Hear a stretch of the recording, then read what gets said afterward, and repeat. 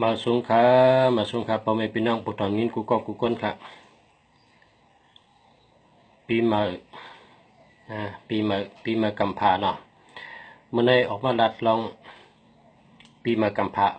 ตอนพี่น้องเขาอันตั้งยาก็ติดต่อกับลองหมายพงนะหมายจากลัดอันตั้งนี่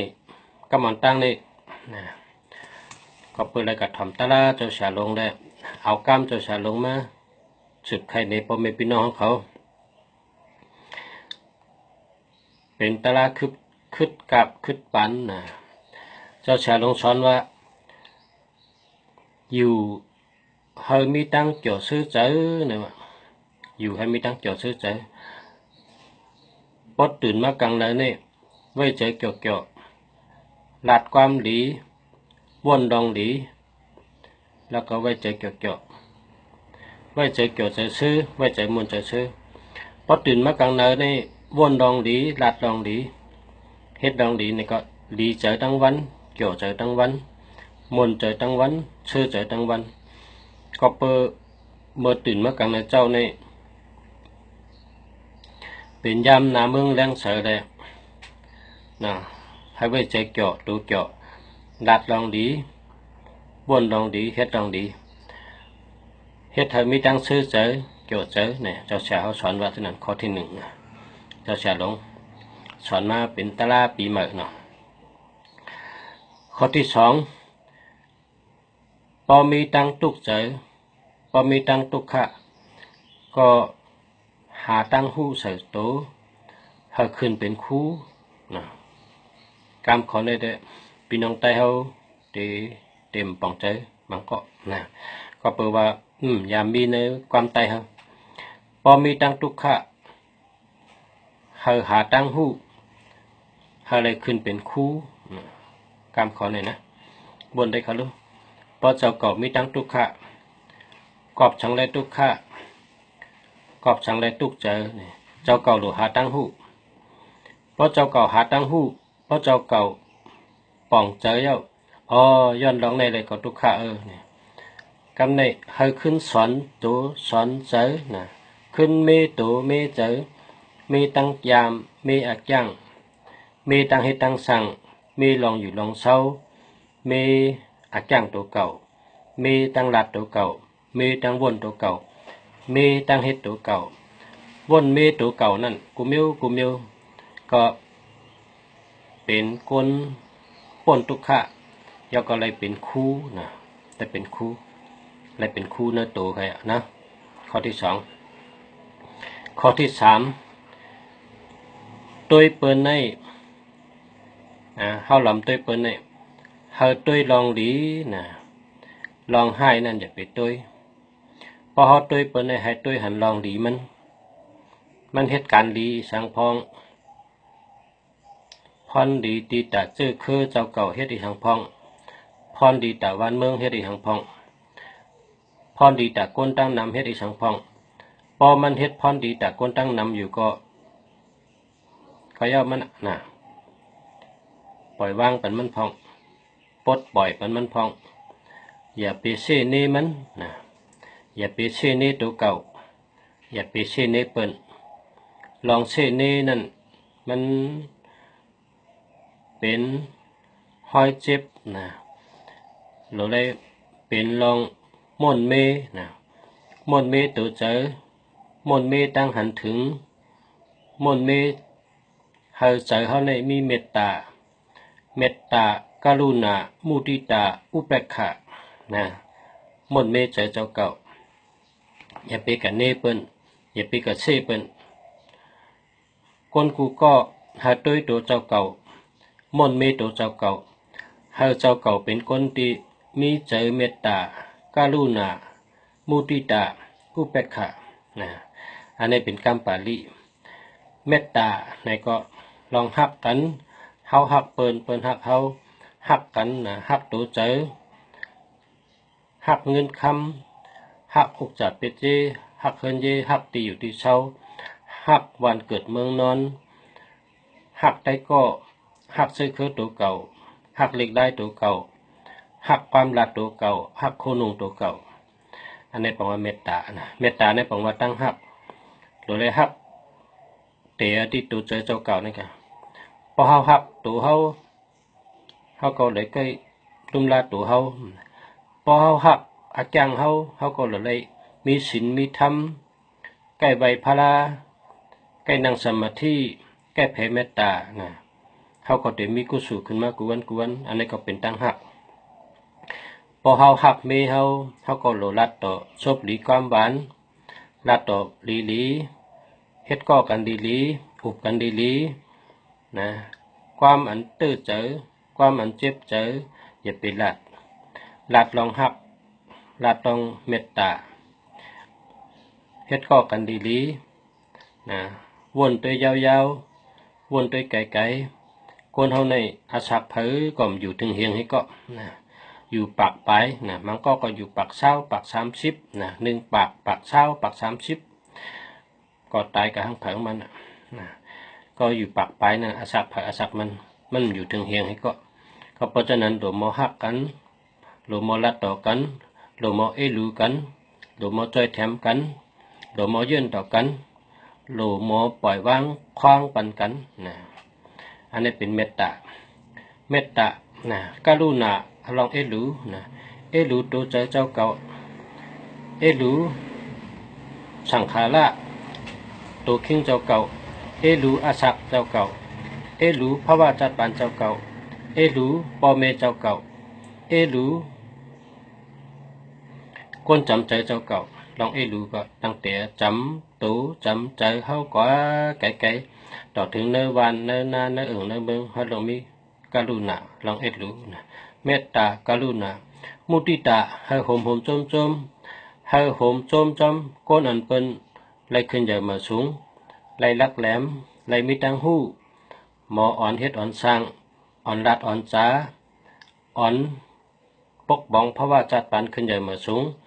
ก็ตีหมออ่อนโหก็ตีหมออ่อนเฮ็ดอ่อนสร้างอ่อนรัดอ่อนจ้าอ่อนไปเช่นตั้งหมันแมนอ่อนหมักมีจะเนี่ยนะเฮาหลุดโหมจมพอโหมจมในประทังว่ามุติตานะมุติตากามปาลินะกามปาลิแพ้เป็นเจ้าว่าเมตตากรุณามุติตาอุเบกขาก็ปล่อยวางปันพอมันเฮ็ดผิดก็ปล่อยวางปันพอเฮาหมอปล่อยวางเฮาก็ทุกขะนะเฮาก็ทุกขะเฮาก็เลยทุกข์ใจนะพอเฮาปล่อยวางในเหมือนเฮาเอามาหินเสนอหาบไว้ทั้งวันนะเอามาหินเสหาบไปทั้งวันเพราะนั้นเฮาลงหมดปล่อยวางนะเฮาลองปล่อยวางให้กันพอเฮาหมดปล่อยวางเนี่ย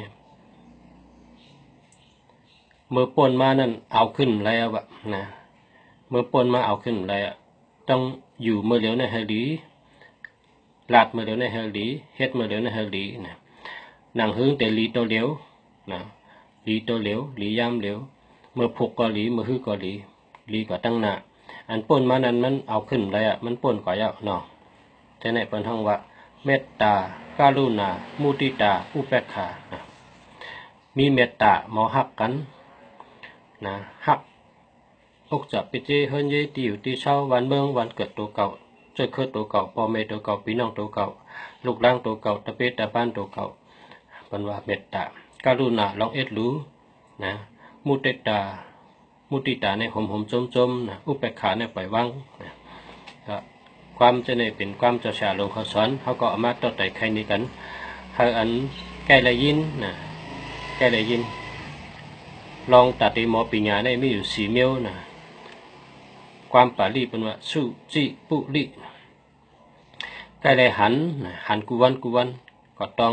ใกล้เลยยินพอได้ยินนำก็ต้องตัวติดนะพอตัวติดก็หมดต้องนะเพราะว่าติดก็หมดต้องนะมี4 เมลเนี่ยนะลายสอนปีญามี4 เมลกำในซ้ำกำปาลีพุทโธมุตโตตินโนเนี่ยนะอันนี้ปังว่าหางเนี่ยปังว่าพุทโธเกาขาตื่นเยอะมาเลยเนี่ยเกาขาตื่นนะเกาขาตื่นเยอะครับเพราะเกาขาตื่นนั่นเนี่ยเขาสู้จะในตื่นจอมเกาขานะเพราะเกาขาตื่นเยอะเขาสู้ตื่นจอมเกาขา ราะเกาตื่นก็เร็วก็ชูซ้ำตื่นชูซ้ำนอนรับปกติเขาก็มีก็ก็เพราะฉะนั้นเมื่อเร็วเนี่ยตื่นเยอะเขาตื่นเนาะเขาหูตัวเขาคาสูตื่นจำเขาคาสูหูตัวจำเขานะเป็นว่าพุทโธนะพุทโธแปลว่าผู้ที่ตื่นเย้าหูเย้าหูตัวเย้าตื่นเย้าก็กะสูฉะนั้นไปตื่นเตอยังตึกนอนอยู่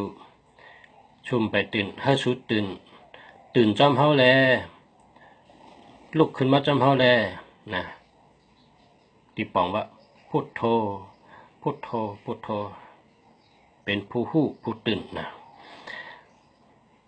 มุตโต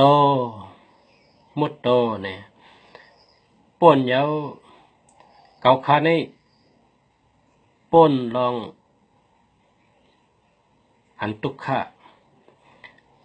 เนื้อกลมเนื้ออุ๋งเนื้อป่าเนื้อหนามนั่นเกาคาป่นเย้าก้อยคาสูป่นจำเก่าลองตุกขะลองขันเจอลองหยาบลองเฮ่อลองเขียนตรงนั้นเฮ่อสูป่นไว้นะเก่าในป่นเย้าเฮ่อสูป่นจำเก่าเนี่ยนะมุตโตนะตินโนนะตินโนเนี่ยคำนำป่นเย้าคำนำป่นเย้าก้อยกะเก่าคำมาก็เร็วก้อยเก่ามีก็เฮ่อสูหมอคำมาจำเก่าแลเฮ่อสูคำนำมาจำเก่าแลอ่อนกันคำนำมาแลคำมาตั้งฮอดดีลีแลที่สูอยู่นั่นหยาบนะเฮิรนะตุกนะก็คำนำมาแล้วนะฟังว่าจังนั้นก็ที่คำป่นเนี่ยคาเฮก้นที่ตึกคำอยู่เนื้อตั้งตุกขานั้นป่นออกมาจอมได้คำมาจอมนะอันนี้ว่าพุทโธมุตโตตินโนนะอันนี้เป็นทางคองนะเมื่อไกลช้ำเมตตาการุณามุติตาอุเบกขาอันนี้ได้เมตตาการุณามุติตาอุเบกขานี่เพราะว่ามีข้าวยามเนี่ยห่อเป็นวันก็เลยนะห่อเป็นวันก็เลยมันกว้างว่ากว้างนะนั่งสมาธิเจอสติปัญญาพอนั่งสมาธิจะมีสติมีปัญญาพอนั่งสมาธิเจอสติปัญญาให้ตัวเนี่ยเจอเอาเนื้อเมตตาการุณามุติตาอุเบกขาเนี่ยปกป้องพระวาจัดปานเจ้าเก่าวันเบื้องเจ้าเก่านาการเจ้าเก่ากูลองก็อ่องแมงแคมแดดโตตอนกูเมียวอย่านะหรือไอ้หูตีป่องมันลีแล้วก็หรือไอ้เจอนิ่มเจอเย็นเจอยาวเจอกัดวนจอมเจอปิญญานะเจอปิญญามีสติมีปัญญาพอเมพี่น้องของเขาอ่อนกันนั่งสมาธิ1 วันใน1 อิฐนะปฏินอนก็นั่งอิฐนั่งเลย5 นาทีก็เลย10 นาทีก็เลย15 นาทีก็เลยพอเขานั่งสมาธินี่ เขาย้อนสังกังไงเขาย้อนมานั่งเขาว่าเขาขย้อนเคยมีเงินนำให้ย้อนให้ปอกถี่ย้อนให้เป็นสัตว์เทพอเขากะย้อนพระเป็นเจ้าตราต่อเจ้าสังฆาต่อเจ้ากุ่งปอกุ่งเมเจ้าเกจูกุ่งคูวาจันกุ่งเจ้าลีผีเมียดเจ้าทอดเจ้าเมียดมือเขากะย้อนนั่นพอเขากะย้อนเนี่ยเขาเจ้าก็ฮู้ว่าเฮาเนี่ยกึ่งเถิกเจ้า5กึ่งตานเจ้า5กึ่งดีปันเจ้า5กึ่งดีเป็นสัตว์เทว5เนี่ยเขาเจ้าฮู้แห้งและเขาเจ้าฮู้ก็เปว่าผีตัวผีคิงเขาเนี่ยมีอยู่12 ป่าผีตัวผีคิงเขาอันที่เป้าโหว่าไผ่ขวาเนี่ยมี6 ป่านะมี6 เจ้าผีเป้าตัวผีเป้าคิงไผ่ขวาเนี่ยมี6 เจ้าเขาเจ้ายิบปั๊บเนี่ยเป็นปั๊บ เป็นปรับคำค่ะเป็นปรับคำพอเฮาขาเฮ็ดตั้งดีเนี่ยเฮาใบพระเฮานั่งสมาธิเฮาเพ่เมตตาเนี่ยเขาเจ้าอันเปิดหัวไผ่ขวาเนี่ยผีเปิดตูผีเปิดคิงเขาเนี่ยผีเปิดหัวไผ่ขวาเนี่ยเต็มจื้อเข้าไปเนื้อปั๊บหนังคำเต็มจื้อเขาใส่เนื้อปั๊บคำกูวันกำในผีเปิดตูผีเปิดคิงเขาในมี12 ปาไผ่ขวาในมี6 ปาเนี่ยเต็มจื้อเขากูวันเมื่อในเหตุการณ์ดีฮะเมื่อในเหตุการณ์ทางพองเนี่ยเขาเปิดเต็มพอเฮ็ดอันดีก็เต็มเหรอเนื้อปั๊บคำนะเฮาก็เอายืนบันขุนซึกยานะเอาปันขุนซึกยาเตรียมไว้เนื้อปรับคำคือไผ่ขวาเนี่ยการในผีเปิดตูผีเปิดกิ้งอันอยู่ดีหัวแผ่ใช่เนี่ยมี6 ป้าหนังไก่มี6 เจ้าหนังไก่ก็กะหัวแผ่ใช่เนี่ยจะมีปรับหนังม้าเนี่ยมีปรับหนังม้าพอเขาเฮ็ดให้พอเขาเฮ็ดดีเนี่ยเขาเตรียมไว้ค่ะผีเปิดตูผีเปิดกิ้งเขาเนี่ยเขาเตรียมไว้เนื้อปรับหนังม้าพอถึงเดือน5 ช้างจันทร์เดือน5 ช้างจันทร์พอถึงปีเหม่อมาเนี่ยขุนชิกาเนี่ยลงมาเมืองกลเนี่ยนะขุนชิกาคนดีพีเมียดเนี่ยมาเมืองกลมาแจกด้วยว่ากลก็เลยเฮ็ดตั้งดีน้ำกลก็เลยเฮ็ดตั้งเมือกน้ำเนี่ย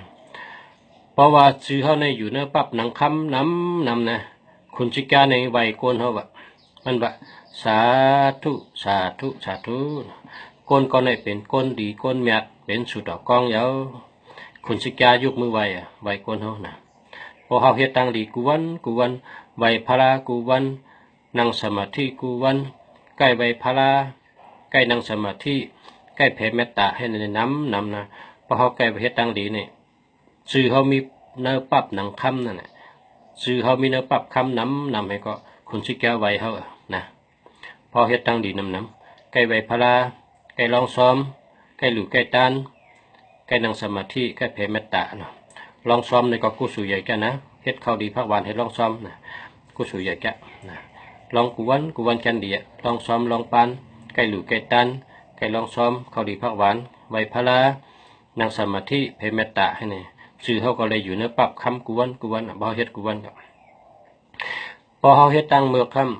ำโหว่าแผ่ใช่เนี่ยมีผีไป6 ปานะผีประตูผีประคิงเขาในมี12 ปาไผ่ใช่ก็ไป6 ปาไผ่ขวาก็ไป6 ปาเป็นว่าผีประตูผีประคิงผีประตูผีประคิงเขาในเขามีคนหนึ่งก็ในมีผี12 ปาไปไว้นะ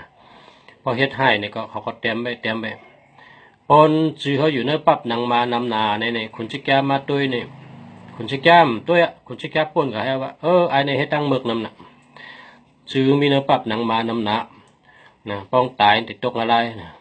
ตายเอาตกอะไรพอเฮ็ดตั้งเมือกนำก็เปิดเจ้านั้นเนี่ยคนเขาเนี่ยเฮ็ดหลีก็ผีหูเฮ็ดให้ก็ผีหูก็ว่าผีเปิดตูผีเปิดคิงเขาเนี่ยมันมีเยอะนะผีเปิดตูผีเปิดคิงเขาเนี่ยมี12 เจ้า1 ไผ่ได้มี6 เจ้านะผีเปิดตูผีเปิดคิงไผ่ขวาได้เป็นอันดียิบปรับคำให้เปิดเต็มจื้อเขาไผ่ขวาเนี่ยผีเปิดตูผีเปิดคิงไผ่ใช่ได้เป็นอันให้นะเปิดเต็มจื้อเขาเสนอปรับหนังม้านะจังว่ากวนเขาเฮ็ดหลีก็เลยตั้งดีเฮ็ดให้ก็เลยตั้งให้บทในมันกว่าตั้งเด้อก็ผีเปิดเต็มไปนะก็มันก็ว่าลักเฮ็ดก้นหันลักเฮ็ดเปิ้นหู้นะก็ผีเปิดตูผีเปิดคิงสู่เจ้านั่นน่ะฮู้ตาเสียนะหันตาเสียฮู้กูกิงกูยามนะฮู้จอมกูเมียวฮู้จอมกูลองเขาเนี่ยก้นเขาเนี่ยแต่ที่เกิดมาเป็นก้นเนี่ยคุณผีคุณช้างเขาส่งมาเกิดเป็นก้นเฮามาเฮ็ดตั้งดีนะเฮามาจ้างดีกรรมดีเฮามาไหวพระเฮามาเฮ็ดตาหน้าปรามีนะเฮามาเฮ็ดตาหน้าปรามีมาทับก็สู่ตั้งดีก็เพราะฉะนั้นเนี่ยก้นเขาก็เกิดมาเป็นก้นหรือได้ใกล้ไหวพระนั่งสมาธิแผ่เมตตาใกล้ลองซ้อมนะใกล้เฮ็ดตั้งดีใกล้หรือใกล้ตันเฮ็ดตั้งดีเนี่ยผีเขาก็หอมจมแล้วก็ผีเขาใจเลยนะแต่ว่าเจ้าหลีผีเมียดนะมันมีเตะนะ มีเตะมีเตะกำเดียวงาลายก็มีเตะเมืองลิป่านก็มีเตะคนอันกะหันมั่งก็มีนะเมื่อเดี๋ยวนี้ก็มีคนอันกะหันงาลายมาเนี่ยมีที่เมืองไทยในมีหลายก้อนกว่าหันมันนะก็หันงาลายมา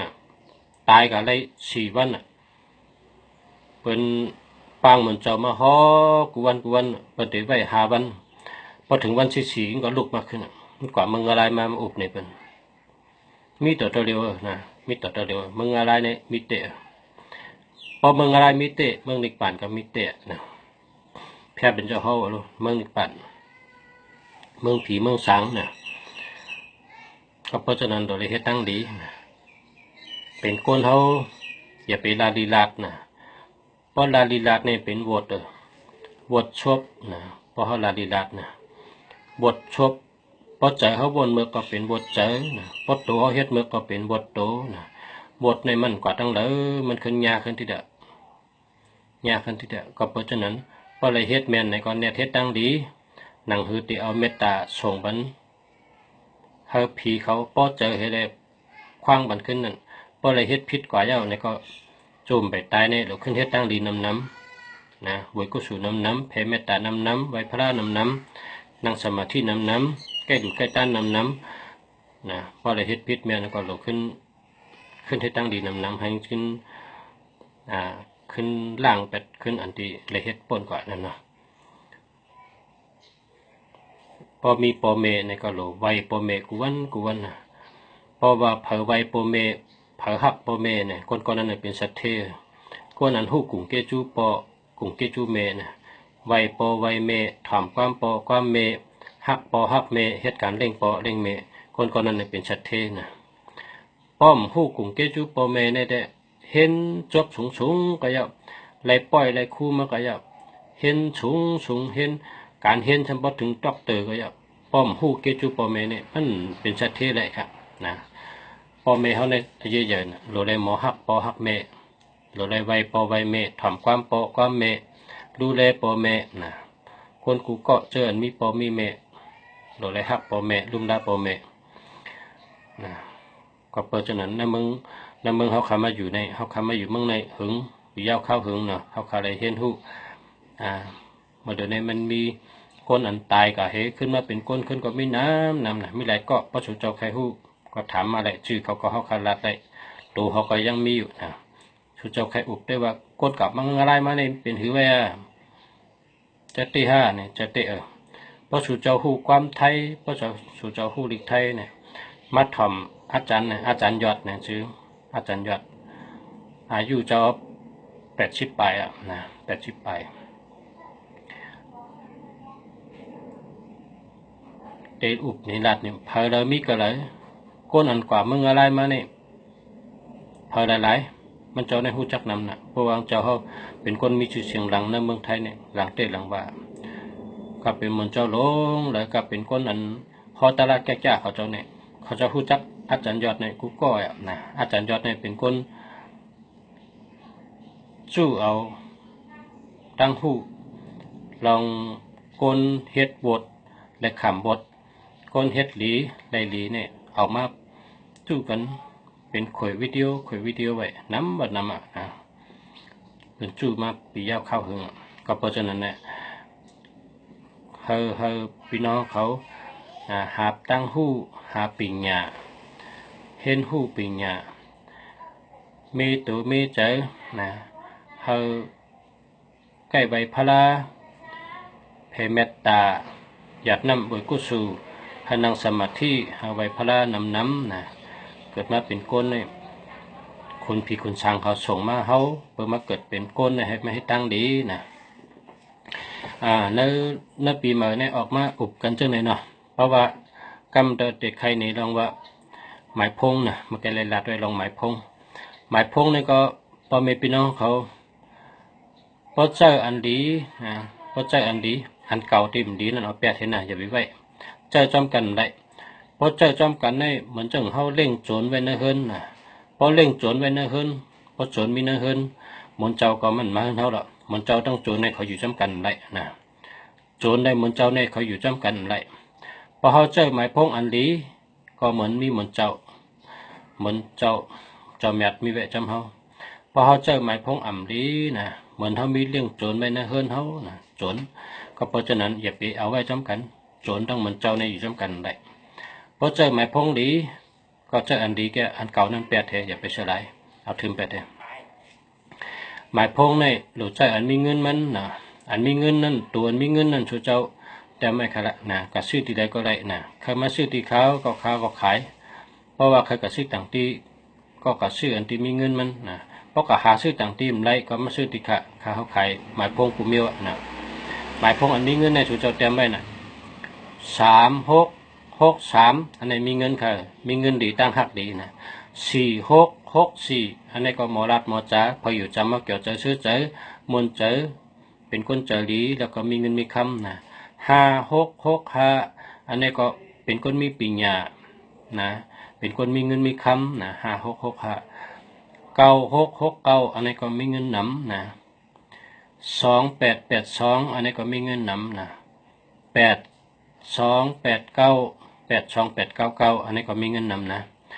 8789อันนี้ก็มีเงินนำครับซึ่งในเป็นหมายพงที่มีเงินนำครับพอมีเงินนำก็เจ้าป้อมมีเงินก็อย่าไปเจ้านะ2442อันนี้ก็ตั้งหักดีเงินดีค่ะเนาะนะก็เพราะฉะนั้นหมายพงในหลุดเจ้ามีเงินมันก็พอมันมีเงินก็อย่าไปเจ้าเนาะมันได้เฮ็ดให้ซึ่งกับข้าวยำหลายๆป้นปีอาชาเขาก็ใหญ่ผู้วันนะก็เพราะฉะนั้นอันกันเจ้าอันมีเงินมันแล้วก็หมายพงในศูนย์ให้มีตัวเร็วก็เนาะให้มีศูนย์ตัวเร็วก็เนื้อหมายพงเขาทั้งหมดเนี่ยให้ศูนย์ให้มีตัวเร็วก็นะเนื้อหมายจากลาเท่านี้หมายพงในมี10ตัวก็ให้นับเป็นกูให้แม่นกันนะให้แม่นกันเป็นกู2ตัวนับซ้ำกันก็ให้ดีทั้ง10ตัวนะให้ดีเงาต่อไปหมายพงของเหมือนจังเฮือลำนั่นน่ะเฮือในตัดแดนเนื้อผิวน้ำไรนั่นมันต้องลีเป็นเฮือลีเพราะมันมีหูในกองแดนเนื้อน้ำไรนะกว่าเนื้อน้ำไรน้ำเด็กเข้าเฮือขนาดพายกำไรก็เพราะฉะนั้นหมายพงก็โดดลีทั้ง10ตัวขนาดกำในอันตีอย่าไปเจอเนี่ยหมายพงติ่มดีเจอเนี่ย1221อันในตั้งหักอย่างนี้นะเปิ้นหักเขาลูกล่างก็หักตะเปก็หักฉลาดธรรมะโปเลี้ยงไม่เลี้ยงนะคนเฮินโผเมกันก็หักกันแต่ก็กันก็หักกันนะ1221ในเปิ้นหักนะอย่าไปเจอ1331อันนี้มันมีลับนะเป็นคนใจแก้มเป็นคนต่อชายใหญ่จะลำง่ายนะมันมีลับนะ1331กันใน2772อันนี้ผ่านเงินนะมันมีเงิน2772ก็อย่าไปเจอ3773อันนี้ก็อย่าไปเจอ3773ในญากาผ่าญาโลดผ่านะญากาผ่าโลดผ่ามีเพนำหนักเนาะญาเพนำหนัก3773เนี่ยอย่าไปเจอกำใน6776นะอันนี้ก็ดีนะ6776ในตายแล้วก็มวยนะมันก็ตายมันก็มวยมันก็รู้แล้วนะมันว่ามวยลงนะ6776นะ1881อันนี้ก็ญาแหลนญาเป็ดญาแหลนนะอย่าไปเจอแล้วนะ3443อันนี้เป็นคนปากม้านะก็ต้องปากม้า4นี่เป็นศพ3นี่เป็นม้านะเป็นม้าจังเห่าม้าในป้องแก้เห่าเป็นกอลีจังนะพอ3443นี่ก็เวชตินะพอมีก็นะ4884อันนี้ก็บ่เป็นม้าเป็นใหญ่เป็นดงนะอะไรผ่าตัดนะมันดีใจนะ4884นะก็ในพวกคนใจเนี่ยอย่าไปเจอ222นะ3ตัวนะ222เนี่ยอย่าไปเจอคนใจ322ก็อย่าไปเจอ223อันนี้ก็อย่าไปเจอนะมันดีแต่คนใจนะแล้วคนยิงนะคนยิงก็คนยิงเนี่ยอย่าไปเจอ93ตัวนะ999มันแห้งนะ5อะไร555เนี่ยอันนี้ก็ไม่ได้เจอนะ3ตัว1 3ตัวก็1นะ1นะคนยิงเขาอย่าไปเจอนะของแห้งนะ1ในเป็นพระอาทิตย์นะเป็นพระอาทิตย์ตาวันนะพระน้องตาวันนะเป็นไพ่ฉายแรง หาทำเป็นเจ้ายาเชนะยาเชนะเจ้ายาเชหาเก้าทำเป็นเจ้าทัดเจ้าแมดก็เพราะฉะนั้นเนี่ยหมายพงคนยิงหมายพงคนใจก็มีทางแผงมันอย่าเป็นเจ้าโฮมกันเพราะเป็นยาหันสังขะมันเจ้ามันจังเจ้าสั่งเป็นทั้งใจทั้งมิ้วหนึ่งนะเพราะชูเจ้าแค่หู้ในก็โทรมาถามเขานะโทรมาถามดีหมายพงค่ะ0887891968 0887891968 0887891968ค่ะเนาะโทรมาถามได้โทรมาอุบเลยค่ะใครเจอหมายพงเฮงเป็นจังหือใครได้ลองตั้งหักห้าใครมีเงินห้าใครเห็นปิญญาห้าใครกัดต่างวันต่างเมืองห้าใครเฮ็ดฉลาหังอ่องห้าเจ้าเนี่ยโทรมาสืบมาค่ะพอสืบสายมาเขาได้รัดในชูเจ้าก็หาซื้อก็เร็วก็ซื้อตั้งใดก็ได้ก็ซื้อเมืองใดก็ได้ซื้อตีใดก็ได้นะก็ซื้อดีๆเจ้าเฮงแมนจำหนักการชูเจ้าเฮงแมนจำบ้านเกิดชูเจ้าเฮงแมนจำตั้งโดดชูเจ้านั่นเขาขัดใจชูเจ้าได้ค่ะนะมาส่งปีใหม่ค่ะมาส่งค่ะพอมีพี่น้องกุ๊กกุ๊กคนค่ะมาส่งค่ะ